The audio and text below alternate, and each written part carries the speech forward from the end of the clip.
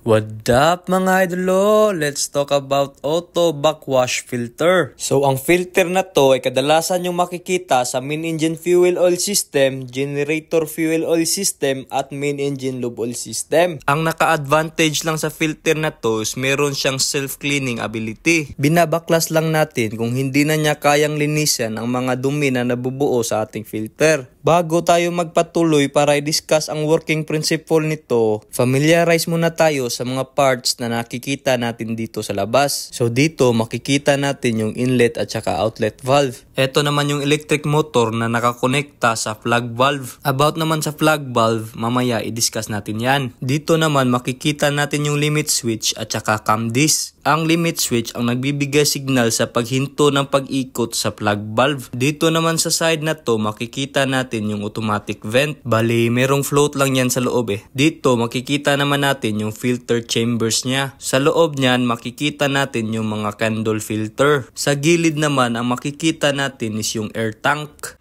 At sa baba ng air tank natin nakakonekta yung air valve, pivoting actuator at saka flashing valve. Ito naman yung air supply niya, yung solenoid valve, pati na rin yung safety valve in case mag-overpressure yung tangke. Ito naman yung differential pressure indicator ng inlet at saka outlet niya. Ngayong meron na tayong idea sa mga parts, madali na lang i-discuss yung working principle. Unahin muna natin i-discuss kung paano gumagalaw ang oil sa loob ng auto filter natin. So basically ito yung drawing, di ba?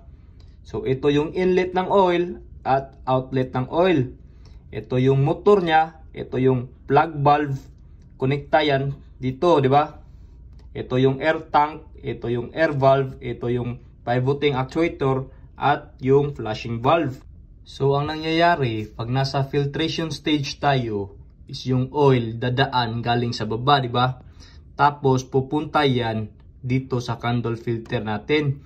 Ang special lang na nangyayari dito is ganito yan. Kung ito yung candle filter natin, yung oil pumapasok sa loob ng candle filter galing sa labas.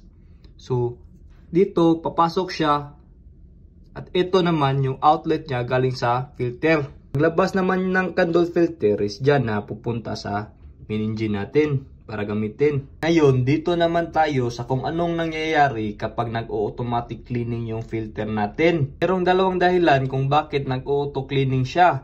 Either sa mataas yung differential pressure ng inlet at saka outlet pressure ng oil, o di kaya sa set timer na nilagay mo sa controller. Kapag nagpa-process na siya for backwashing, ang nangyayari, itong plug valve na to is ina-isolate niya yung chamber na gusto niyang linisan.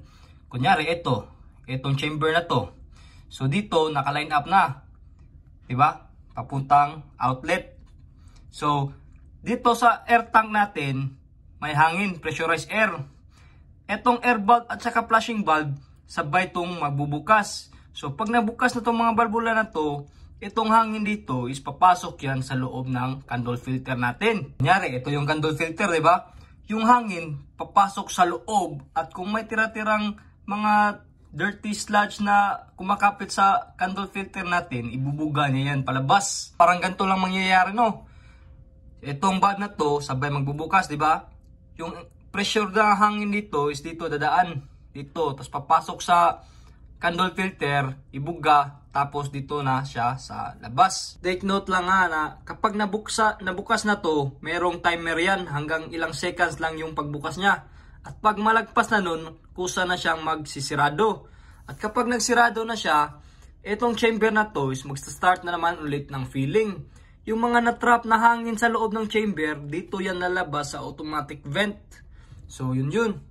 And lastly, kung gusto mong malaman kung saan nakaposisyon yung plug valve, tingnan mo dun sa cam disc. Yang bilog na yan ang magsisilbing indication na yung chamber na yan is isolated. So magdidepende kung saan siya nakatutok.